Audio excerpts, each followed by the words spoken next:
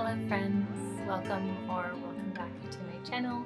My name is Brianne and this is Bresknits, and I'm actually going to get a little bit more comfortable. I like to sit on my ankles sometimes, probably not good for you, but there it is. If you hear loud thuds, my cat is trying to jump with no success on the ledge of the window, and now he's coming to me to complain about it. There we are. Hope you guys like my background.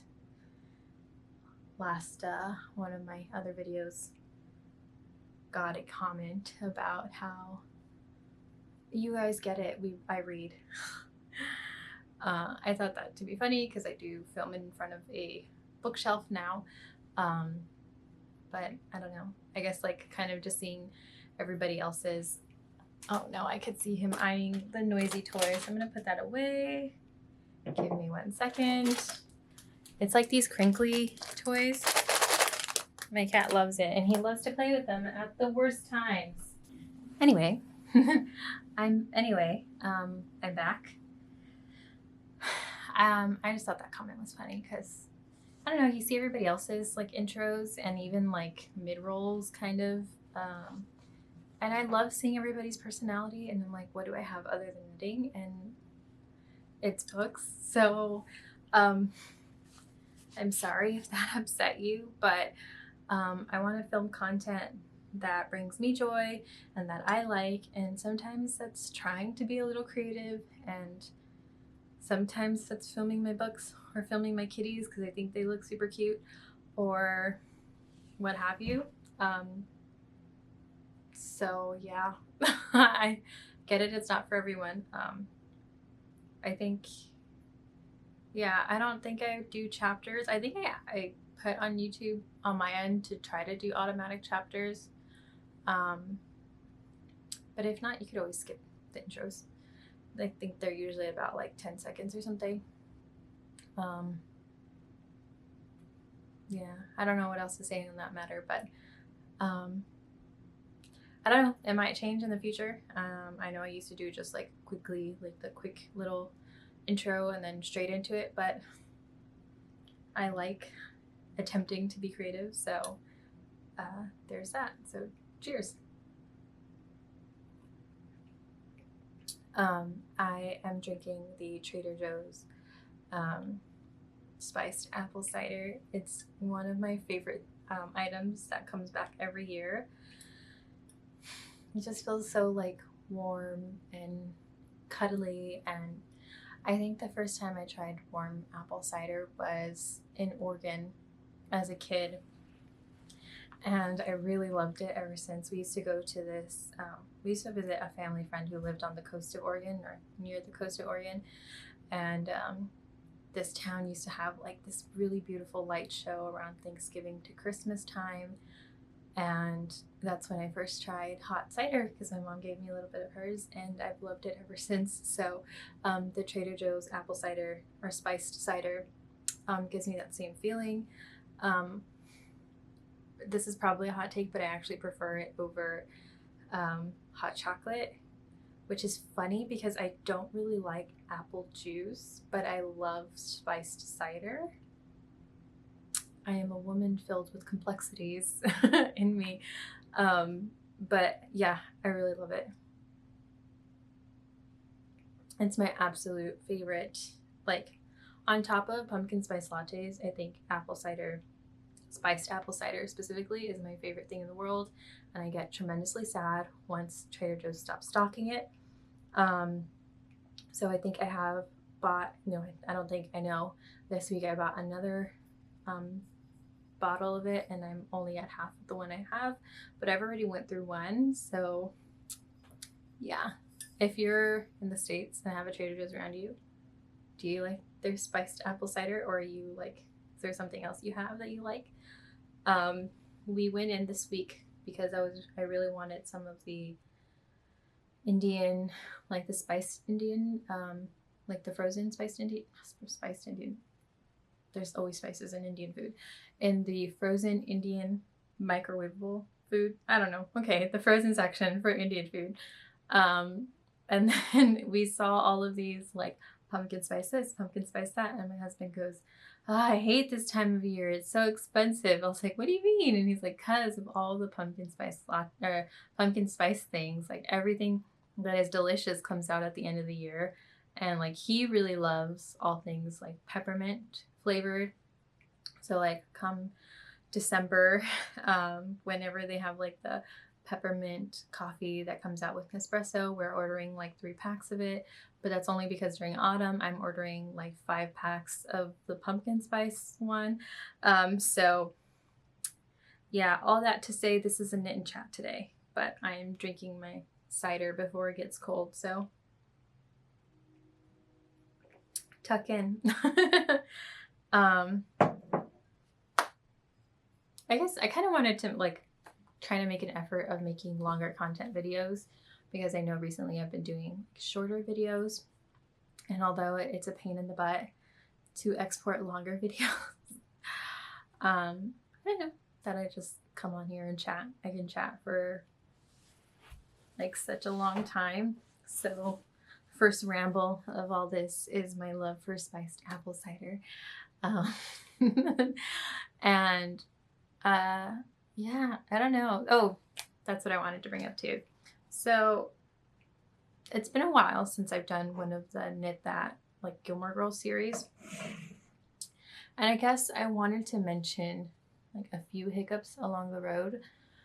So in my first video, I did not add any like inspiration photos from the episode. Mostly because I was knitting while doing my little research, and it was like, to me it was fine. My cats are playing, they're so cute. To me it was fine, but then, you know, a lot of you guys really wanted to have the pictures, so I was like, okay, I'll go ahead and try my best. I start watching on my iPad to see if I can like screenshot, but every time I screenshot on Netflix, the screen goes blank. And then the same thing with the computer. If somebody told me that if you use like the snip tool, or even like a screenshot of the computer, like that's usually allowed. It's not. The screen goes blank. So my only options are either to give y'all the name of the episode and a timestamp, or a really, really, really crappy picture of it, like from my phone, crappy. I'll show you how one of the examples looks. It's definitely very pixelated. Let me see if I can go ahead and try to find one of those for you guys. Okay. Little focus. Yeah, so that's how it ends up looking. It's super pixelated. And I don't like I said, I really want to make videos that I'm happy with, and doing shots like that is just not something that makes me happy. Like it really makes me not want to make the videos anymore. So what I think I'm gonna do instead, and like, I don't know why that makes me like upset, but it's just really discouraging. And I started this little project of mine as like, I really, really want to, like, I don't know, I just thought it was fun and cute, and kind of having to go through all the hoops and bounds is kind of discouraging. So I might just end up having to go back and just notating the episodes for you guys, which I don't mind, and then giving you guys timestamps. It's a lot more work on you, but I just don't feel like, obviously Netflix has this set up for a reason, right? It's like copyright reasons. There's a ton of people who record things and then just upload it on YouTube, and then sometimes make money off of that. But it's like, obviously we're not doing that here. It's just like fair use reason, but for whatever reason, I just don't want to give you guys that kind of content, like giving you really subpar inspiration pictures to go with it. So yeah, I'm gonna just, everything's a learning curve with me on this channel, and I'm really open to learning, and I like trying and being like trying new things and being flexible. So I hope that that's okay with you guys. If not, I totally understand, but I think for now that's just how I'm going to roll with it. So that's why it's been taking me a while also to get the season 2 out, but also season 2 didn't have as much inspiration for me as season 1, so I might just end up combining season 2 and season 3. So that means I have a lot of notating to do and I have to get started ASAP because I really wanted to get this out instead of this video, but because I just all of the hoops, and then on top of that just work, like I just really haven't had the time to, well, I have tried to watch like during my lunches because they're like 20-30 minute episodes, so it's pretty easy. I have an hour lunch, it's kind of easy to get through 2 of them in the afternoon, but it's just like I said, it's really hard with like trying to produce like the content that I like while also wanting to make sure that I receive your guys' feedback and making sure that this is like a really great experience for you guys, like watching my content. But like, yeah, like I said, it's just been so difficult, and I'm really sorry about that, and I hope you guys understand. I'm just trying my best out here.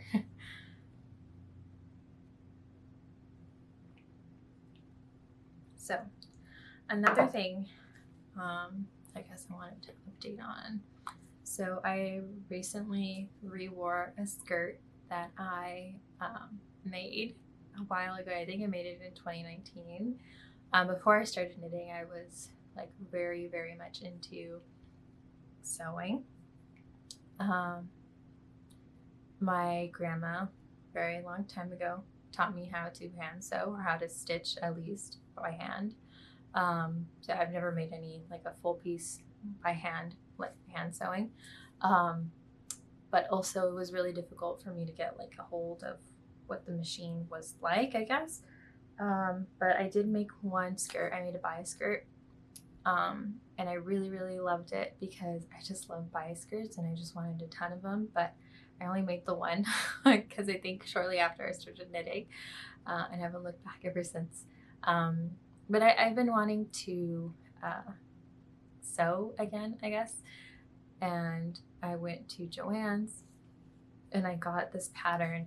So my friend's birthday is in November, but we usually it's like early November. So he usually has like a costume birthday party at the end of October. So it's like not really, kind of pre-Halloween, pre his birthday. And he usually goes all out for his birthday and like he makes his costume, like he's thinking about his costume like months in advance, and then it's like a week or 2 out, and my husband and I are always like, I don't know. I think last year was the first year I ever made anything, and it was like this, I saw it on TikTok. It was like how to make like a witch's hat, but it was from like Michael's hats. So you just take apart one of them and then wrap it around, like put a cone on top of one hat and then wrap around the other material around that cone, and then little like flowers and stuff. So it was a little garden witch last year. And then this year I saw this pattern for McCall's. They have like all their costume and Halloween patterns out right now. They have like a cape. They have like cape patterns. And to be honest, oops, excuse me, apple cider is making me burp. Excuse me. Okay, so to be honest, the capes have been something I've always wanted, and even in my recent trip to Cancun, I got a little wool capelet thing for like $30 USD, and it's a woven cape, 100% wool. You can smell it. It's very sheepy. But I just want one that's longer. I want like the magic of a Victorian lady walking down the street, even though I live in Southern California and it's like 80 degrees most of the year. I want to live the fantasy. So I got this, like, it's a houndstooth, black and brown. It's technically a cotton, but it's pretty thick, so it's not wool, but it's a cotton. I don't really know how to describe fabrics, honestly, but it's thick. So I got like 8 yards of that because the cape I wanted to make is just a simple like ankle length cape with a rounded hood. That's it. There's the other one that has like the little ruffles. So cute, but not what I'm looking for right now. So I thought I would wear it with, I'm attempting to finish the Daphne dress by then, which I think I will, on all honesty, like on this knit and chat, that's what I was gonna work on. Cause even though it's already been released, I am a very determined woman. And once I start something, I'm going to go ahead and try to finish it. So I'm currently on the sleeves, like the second sleeve. So, backwards. I'm on the second sleeve. I have them on such small needles, so you can't really tell how much I have done. But then I also have 3 more skeins left for the skirt portion. And really, the skeins, if I just knit all day, it's like a day and a half that I finish one skein. So I do think I'll be able to finish it by then. It's just a matter of like managing my time a little bit better. And then I also have to sew that cape up, which again, I think should be okay because it's just a pretty simple piece. And then I think the hood is probably going to be like the hardest part for me. But I tried giving myself a little bit of practice before I stopped sewing. I had actually cut out all these pieces to potentially make a quilt, but they're hexagonal pieces. So I was kind of getting back in the groove of sewing and kind of just sewing them together in a straight line. But then on one of them, I tried sewing like onto the second row, but then finding it a little difficult to sew the next piece to the top, like to the top and the side, if that makes sense. So say hexagon. Yeah, right? 1, 2, 3, 4, 5, 6 pieces, 6 sides, right? So I was trying to kind of like put them in together, but I don't know if that was a mistake. I got this pattern, like the quilt pattern, off of somebody else. I think it was like, oh my goodness, I like unfollowed so many of the sewing people because I was like, I'm done with sewing. Knitting is so much easier and like more forgiving than sewing is. But meanwhile, I have like so many yards of wool fabric from I forgot what it was even called now. It's like from a store in the UK that cost me so much money, and I was gonna make a Victorian walking skirt with it. And I've gotten so frustrated with the idea of like messing up that precious wool that I haven't done it, and I've had it in my closet for like, oh my goodness, 2.5 years. And I just really want to have it made. And even last year I even thought about like just commissioning a seamstress or a tailor or a seamstress and asking them to make it. I was like, I have the materials, I just really need it to be made now, because I could see in my mind's eye, like I could see myself wearing it. It just needs to be made. So where's I going with this? Anyway, so I basically back to the quilt thing. The hexagons don't really like, I just wouldn't know how I'm gonna line them up, like sew it all together. I think I found a piece of the hexagons that I did by hand, like I put together by hand. And I think maybe that's why I did it by hand, because it was easier for me to figure out instead of having to maneuver with the sewing machine. But yeah, so the goal is this month to at least get the cape done. And I bought this really cute like autumnal, like orange and deep red colored, like floral colored rayon to make a wrap skirt from the Peppermint magazine. When Rebecca was posting some of the stuff that she made during the summer, and who else? Oh, Bethany too. She was just showing off all her me-made wardrobe items in her wardrobe, and it really made me want to sew again, because I'm like, oh my gosh, it's so pretty. Like if I could definitely pick out all of this stuff and just do it myself, or even like my family members who have babies, you know, like the cotton muslin blankets, swaddle blankets are very popular, but they're like $30, $40, which is great if the person was actually, I don't know, you know, just so many factors. But I saw that same material at Joann in so many different colors, and I was like, I really want that. Like, I want to make one now. I want to make one of those little baby blankets now. But I held myself back because they already have all the swaddles that they need.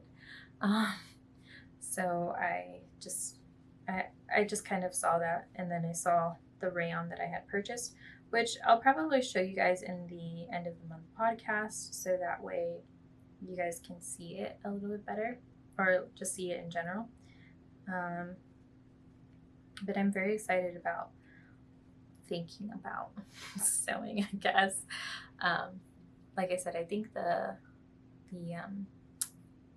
cape should be easy because it's just all like straight lines for the most part, other than the hood. But you know, I'll take it easy. I'll take it slow.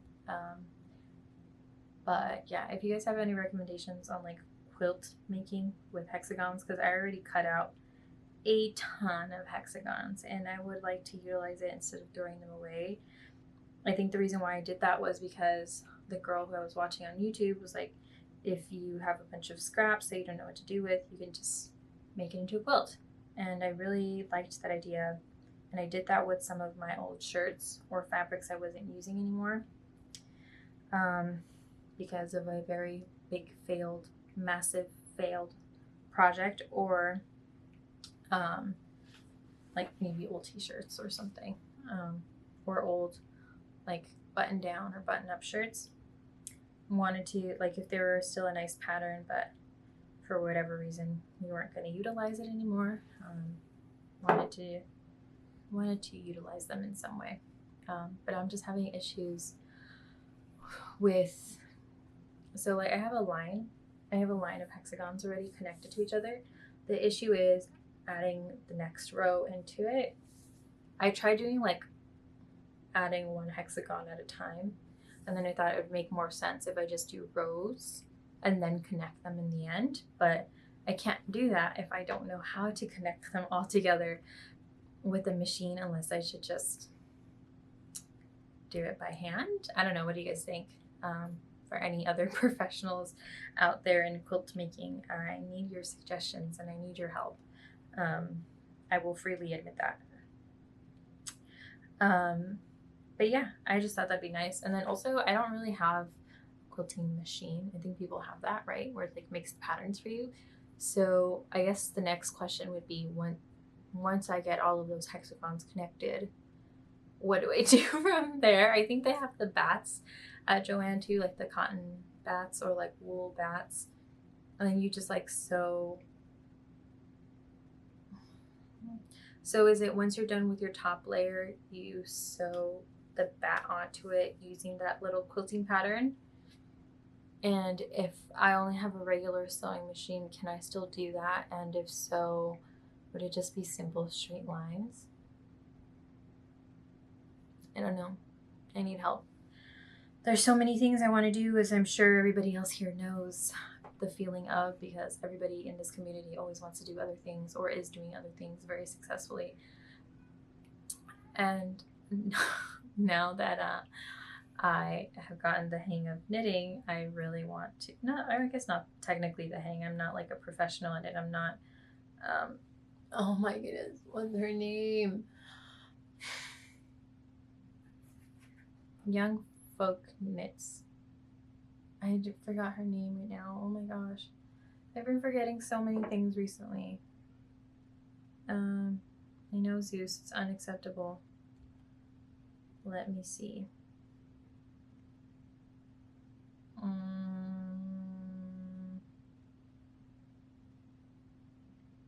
Casey. I'm not a pro like Casey. Honestly, I feel like Casey's projects are always so nice. Yeah, so I'm not a pro like Casey or like Inga. yet. But there are like small sewing projects I'd like to do here and there. Some of them, most of them being skirts and possibly dresses, and another one being blankets. I think that'd be really nice. I want to make a knit blanket, but I feel like I would just lose so much mojo mid blanket. And I don't crochet. I don't know if I plan on learning how to anytime soon, but I do like the square look too. I think there's the one that Emily is making from High Fiber Knits. The Happy Memories blanket. I don't know. I thought about doing that too because once I saw it, I was like, huh, I do like it. It's a mitered square blanket. So I like the idea of it too, and then the idea to just keep adding on to it. You don't have to commit like hours of your time into doing it. Also, I'm working on my Daphne dress right now. But yeah, so I got those things at Joann. I guess I just need help figuring out how I'm going to connect those rows together. I guess if you guys have ever worked like hexagonal shapes together in a quilt, how did you connect them? I guess would be my question. Like if you did it on a machine or if you did it by hand, which one you found easier, and what do I do after that? I guess, especially because I only have like a simple sewing machine. Or if you guys have any like video resources, that'd be nice too to have. It's already getting warm. Do you guys like your hot drinks to be very hot, or just warm enough to drink but not cold? I am a big fan of all my hot drinks being very, very hot. But I don't know. I don't know why I'm like that, but I just like that. Anyway, I think I should start getting into the questions, because I did ask people to send me some questions, and I did get a few of them. So let me go ahead and see. I got 6 questions actually. So I will go ahead and get into those right now. Okay, so for the questions that were sent to me, the first one is, where do you store your yarn considering you have cats? I need ideas slash solutions. So I feel like this might not help you too much. So this is going to sound insane. My husband and I are technically allergic to cats. I developed the allergy once I already had my cats. And it's not like my allergies play up all the time. It's more like sometimes it's really bad, and sometimes I guess I don't notice them. My husband has always had allergies to pet dander, but he loves animals. And I had a pet with me when I moved into this place, and then I had adopted another kitty before moving in. And he grew up with cats anyway, so he got kind of used to it. And yeah, so in our bedroom, we don't allow our cats to go in there, especially at night. So they don't sleep with us, just because, like, I guess in order to mitigate the exposure to the allergens, like, 1, we have an air purifier. 2, we have which I guess doesn't really matter when it comes to cats because it's like a contact thing, but we have it for that reason. And then we kind of have just like a safe space closed off from any animal dander. So I have, like, our closet is built a little interestingly. So there's a shelf on top, and then there's the area where you can hang all the clothes. And then on the side where I have all my clothes, there is there are shelves too. So I have a lot of my yarn there, like mostly cotton or like some of the acrylic yarn that I've had. The wool yarn I have in the packages I receive them in, like in the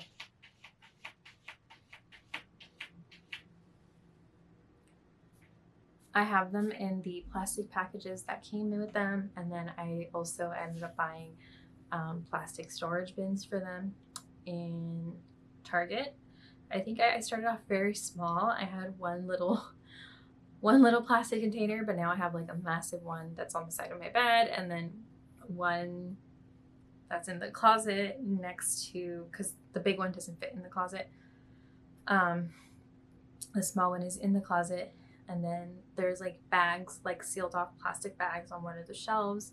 So I do it by like weight. So the top one is all cotton yarns, and then on one side it's a lot of the DK sport weight cotton, and then the other side is like a lot of the worsted weight yarns.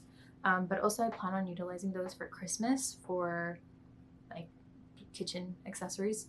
So yeah, so that's basically how I store my yarn. I have just a big plastic container. When I'm out in the living room with my cats, it's a pain in the butt because if I leave my knitting for like 2 seconds, one of them has found their way onto it and has started to make biscuits. And it's super cute, but also their claws mess up the stitching. So I typically, if I move somewhere, I have to try to remember to take my knitting with me and leave it in the room and then just go back and get it when I need it again. Or just put it in a project bag and close up that project bag. So that probably really didn't answer your question because I don't know what that situation is like for you. But yeah, mostly in my closet and in the plastic bags. Like, I don't know, like you get them with like your sheets and stuff like that. Like I kind of just reuse those for that, and then my sheets and stuff are in a different closet or another storage closet, just like organized in a specific way. So yeah, so I use those bags or like travel bag, like plastic bags. I put the yarn in there and kind of just have them stacked in my closet. So that's how I stored my yarn, given that I have cats. Okay, so next question is, what's your favorite thing to listen to / watch while knitting? So if I'm ever listening to anything, like just audibly, my cats are having zoomies now. Yeah, that's my cat having zoomies. He's never that vocal. So if I were ever to listen to something, like I just wanted to listen to something audibly, I am mostly listening to an audio book. However, this isn't mostly the case. I think just because for knitting, I kind of just, I guess it depends on what the practice is for me that day. Like if I want to be mindful and just enjoy the process of knitting, then yes, I'm listening to an audiobook. But for the most part, I am watching things. Right now, I started watching the new season of the Great British Baking Show. I'm a little nervous about the Mexican week because I think everybody who's Mexican on this side of the Mississippi, as they say, after watching it, we're very disappointed. But I love the show, so it's like a bit of another one of those comfort shows too. So right now that's what I'm watching. Otherwise, I'm usually watching Call the Midwife, one of my favorite shows. And then also, if there's ever a time where I feel like I could use a good cry, but I can't really cry, I'll put on Call the Midwife, and then I'll put on one of the really sad episodes that I remember tearing up at and then watch it. Just so I can get a release of emotion, because sometimes it's just like, a good cry is what you need, but it just won't happen because you're just so tired, or I don't know, something else. So, but I usually watch Call the Midwife because I really like all the characters, and I oftentimes end up rewatching it. And because a lot of shows too that come out, like my husband and I really want to just watch them together, or there's shows that we only watch together. So what mostly ends up happening is me rewatching things. Like recently, I just watched season 3 of Dairy Girls, which the first half was okay. The first half I would say is good, and then the last episode was not a fan. I felt like it was Game of Thrones all over again. Like, very disappointed. But you know what? It is what it is. It happened. They're moving on. I don't think there's going to be another season. So, like I said, it's what it is. But that's usually what I'm watching. I would say is called The Midwives. Sometimes if I'm rewatching TV shows, Downton Abbey. Trying to think of what else. Sherlock is always a good one. Or podcasts on YouTube. Usually a HC podcast or knitting podcast. Yeah, usually like I guess it's either Netflix or YouTube. So either podcast of some sort on YouTube, which I guess would technically be like a visual podcast. Imagine if people just started calling them vodcast. I don't know, but or I guess technically people call them VODs, right? Like video, or is that just that's a video on demand? Okay. Anyway, I'm mostly watching knitting podcasts or H3 podcast, or Netflix, just like the typical comfort shows, I guess.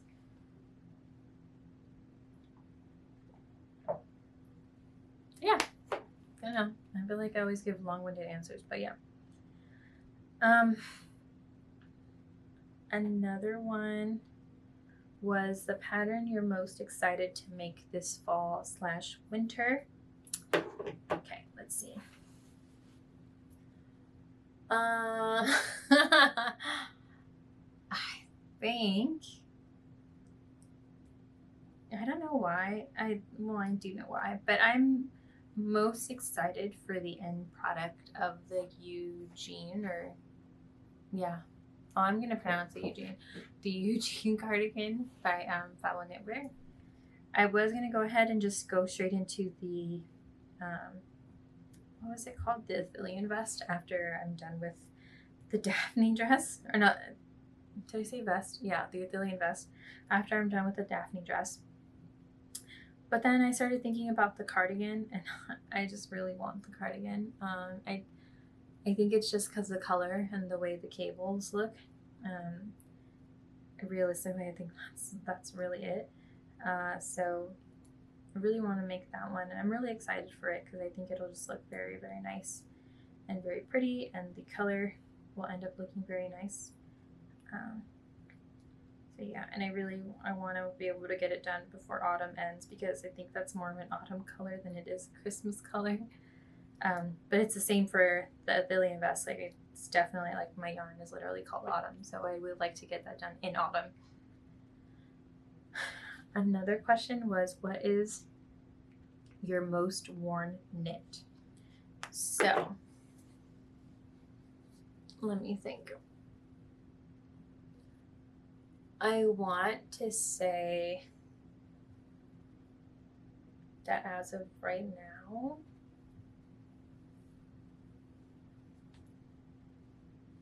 it might be, I don't know really. I know the Diagonales jumper is worn pretty well because that was the first sweater I've ever made. And I've had 2 years, so like I've had a few, I've had a good minute with it. So I would say that one, my very first one, just because some of the other ones, they're nice. Yeah, I don't know. I think it's because that one typically goes in like with the colors I usually wear in the season that I can wear that. It's usually like tends to be around Christmas mostly. And it's a green one. I do think, however, that I did not make it the right size or I didn't gauge properly. So I know it's supposed to be negative or 0 eaves, but I think I basically made myself a small rather than a medium. Because at that point I did not know the benefits of gauge swatching. So, but yeah, regardless, that one's probably my most worn knit. I think too, because it kind of like the style of the sweater goes with a lot of different things. I can wear it with jeans, I can wear it with slacks, I can wear it with a dress, I can wear it under, with a dress, like under a dress, or I can wear it with a skirt. Like, it's such a versatile piece that I honestly think it goes with everything. So I wear it almost with everything. Okay, so the next question I have is, what is your most favorite thing to knit?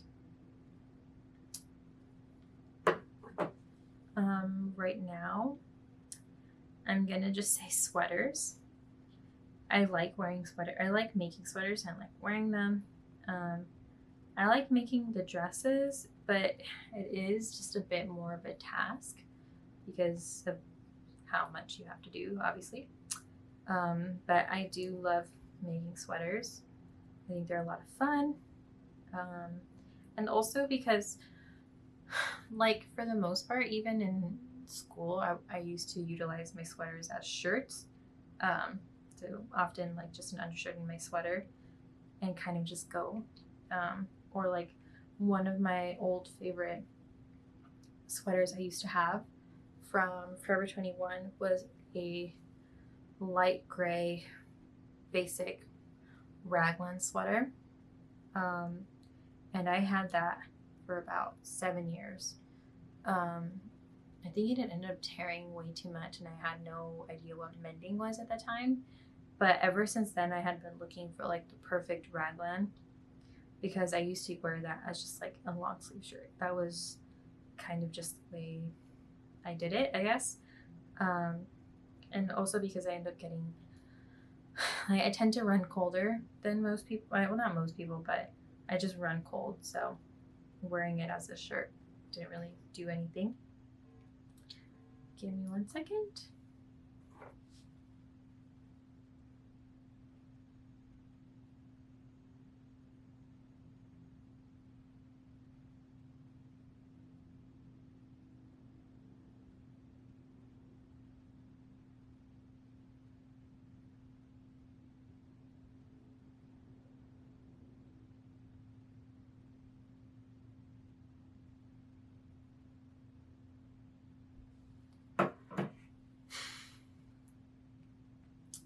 So the next and final question is, actually my husband ended up asking me this question. He said, how does it feel to hit 1K subscribers? My husband is honestly just so supportive and he's like more excited about these milestones. Not more than I am, but I guess he's like paying attention more to it than I am. Which I think is kind of funny because I'm like, oh, like I feel like I can kind of engage with people more on Instagram. And I try to make sure I'm mindful of engaging with people here on YouTube also. But I don't know, like it just doesn't feel real to me. Like I still can't even imagine 1,000 people. So, but it does, it's like 1,000 of you out there can stand to hear me talk. When sometimes, like when I listen to myself, definitely a learning process, like for me to kind of just get over it and just get used to hearing my voice. But I don't know. Sometimes I'm like, wow, definitely super Cali girl there, but also I get why the default for American accents are what they are. So I don't know. It's cool. It's nice, I guess, because you're able to connect with so many people that you just never thought you'd be able to connect with in any other way. Especially now, I know people from Scotland, I know people in Oregon, I know people in Australia, I know people in, let's see, where else are we? In Canada, a lot of Canadians, people in the south of the US. Like, it's just really cool. Like, I would never have engaged with any of these people any other way. So I guess I'm gonna leave it at there because my camera battery is showing that it's about to die, and I don't want to wait to till it's fully charged for me to have to film again. So I hope you guys like this video, and I hope you guys have a good one, and I hope to have this up soon this weekend. If not, please be patient with me. I'm trying my best, and you know, I know you're trying your best, so good for you. Don't let anyone make you feel like crap for you trying your best. You're doing great, sweetie. Have a good week. Okay, bye.